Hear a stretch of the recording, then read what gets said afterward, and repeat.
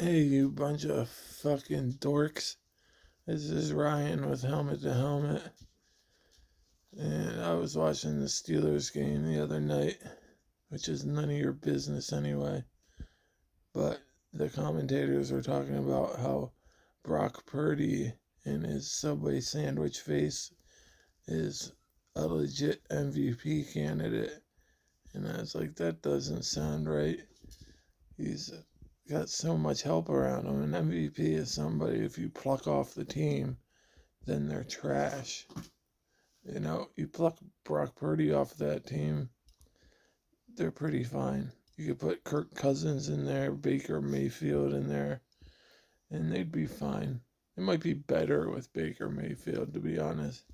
Purdy's a good quarterback, but most of it comes from yak from his receivers and tight ends and running backs. He has like the best yak players in the league.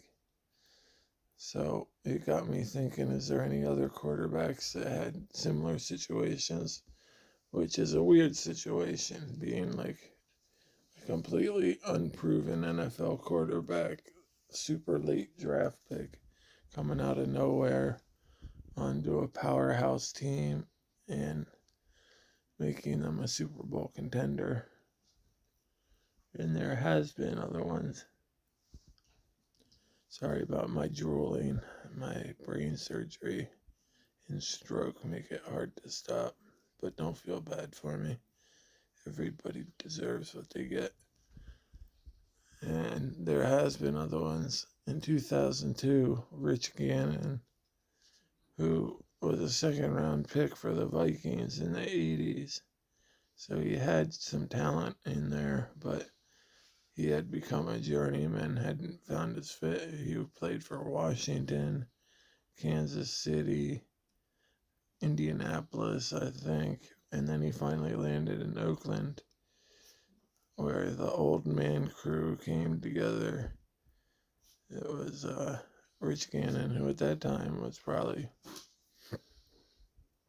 34, and then he had Jerry Rice after his 49er years, before his Seahawk years, obviously, and former Heisman winner Tim Brown as his two receivers.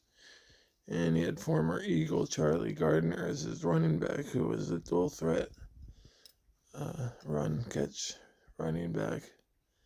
So, and a good defense, not a number one overall defense like Purdy has, but an above average defense.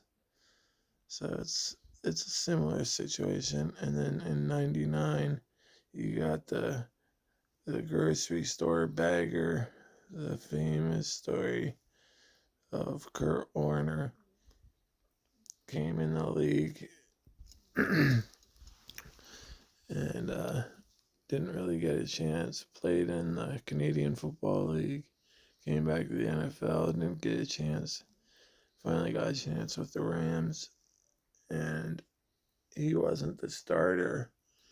The starter that year, damn, I know the guy's face and I can't think of the name.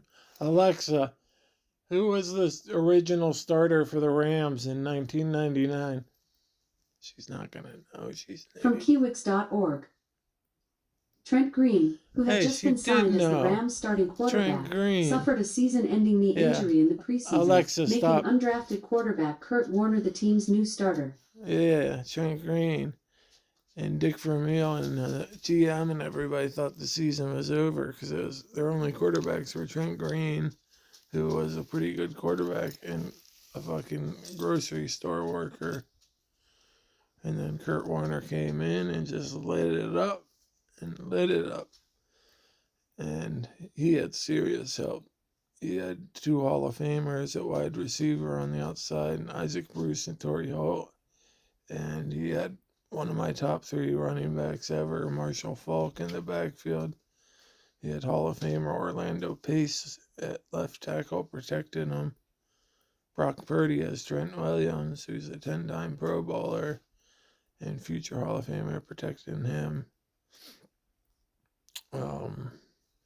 Rich Gannon had one of the best centers in the league. His name is like Bob something, and he got drunk the night before the Super Bowl and didn't show up. So he's a cool dude. So Gannon and Warner did win the MVP, and Purdy is yet to be seen. And this isn't an apples to apples comparison. There's things in favor for each side. The thing in favor for Purdy is the other two guys were 20 years ago now. At least 20 years ago, 25 years ago. The NFL has changed. It's much more of a passing league. Guys didn't pass for close to 5,000 yards, and it was like, it never happened. And the things in favor of the other, of Warner and Gannon, is they played a whole season. Purdy's only played part of this season. So the gross stats give an edge to Warner and Gannon, but the efficiency stats even everything out and show what's what. Like the quarterback rating, that won't be affected by the number of games played. So if Purdy is better there, then he's better there. And completion percentage, stuff like that. So for yards, Purdy has 3,553. Gannon had 4,669. And Warner has 4,258. So that would go to Gannon. Gannon was lighting it up that year. Then we have rating. This is old school rating, not that new ESPN bullshit. It's Purdy has 116.9, Gannon 97.3, and Warner 180.2. So Warner would win that one. Completion percentage. Purdy's completing 70.2% of his passes. Gannon completed 67.7. Warner completed 66.1, which surprises me because I think Warner is the most accurate of those three. But in this situation, it's Brock Purdy. Total touchdowns, Purdy has 23. Gannon has 26, Warner has 41, and this is one of those situations where Warner has a distinct advantage, so does Gannon, because they played several more games. But where it evens out is the touchdown percentage. Purdy has a 7.6% touchdown percentage. Gannon has a 4.2 touchdown percentage, and Warner has an 8.4 touchdown percentage. So Warner was throwing the most touchdowns per pass. Interceptions, Purdy has 7, Gannon had 10, Warner had 13. Interception percentage, Purdy has 1.9%, Gannon had 1.6%, and Warner had 2.6%. So Gannon was the best there. And then yards per attempt, which is another stat that eliminates the advantage of having more games. Purdy is 8.1, Gannon 7.6, Warner 8.7. So Warner was the best there.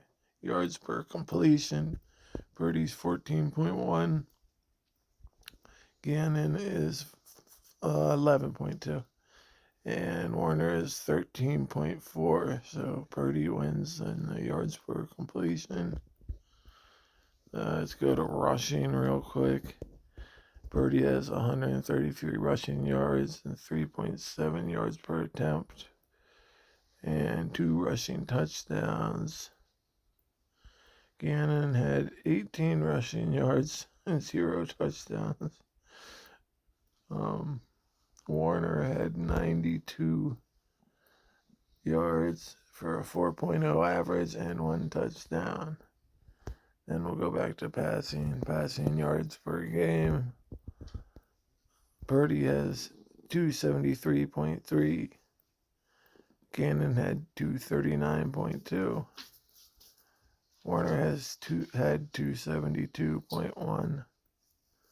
So, I mean, Gannon in 2002 with 239.2 is pretty impressive. And Warner with 272.1, just a hair behind Purdy in 2023, and this is 1999. I mean, you can say Purdy won because he has the highest yards a game, but Warner is more impressive. Purdy only has like a half a yard more per game, and that's 24 years ago. So, I mean, Warner was playing when no one wore helmets and you wore a skunk for a jockstrap. And then, what else? Yeah, for the last couple of things these are the most important, and most of them don't have any. Fourth quarter comebacks and game winning drives. Purdy has 0 of both. And Gannon has 2 of both in the 2002 season, not his career. And Warner has 2 of both. So that shows more of the clutch trait. So it shows why they were MVPs of the Super Bowl and the league. Gannon was not a Super Bowl MVP because that was one of the worst Super Bowls ever, where John Gruden and the Bucks blew the Raiders' assholes completely out. And it was probably collusion because the Bucks traded the Raiders for John Gruden, who had been the Raiders' offensive coordinator. So he knew everything about the Raiders' offense. So he would probably watch their play calls. And I'm just saying that was a terrible Super Bowl. And John Gruden's kind of a piece of shit. So it probably was what happened.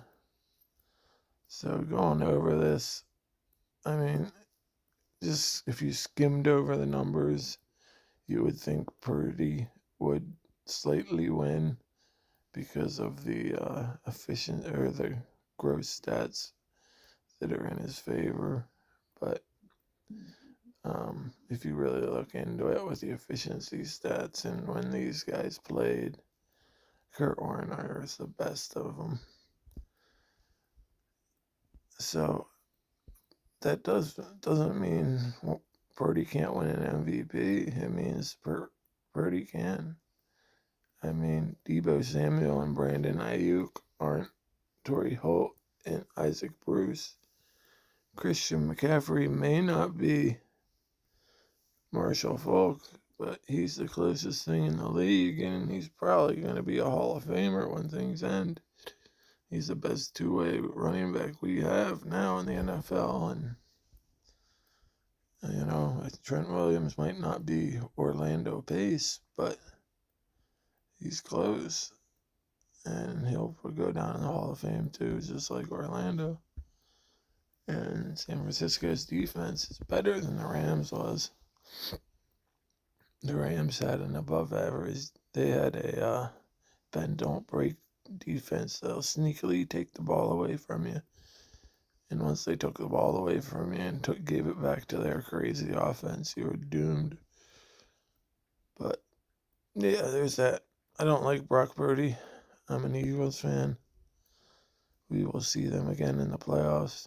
But there is a legit chance that Brock Purdy could win the MVP over Christian McCaffrey, who I would say deserves it more, which is the exact same thing that happened in St. Louis when Kurt Warner won the MVP over Marshall Faulk, when Marshall Faulk clearly deserved it more. Alright guys, that's it for me reading off numbers to you and staring at a piece of paper. Peace. I hope you have a good day. Yeah, my nails are gross. Take care of your families. See ya.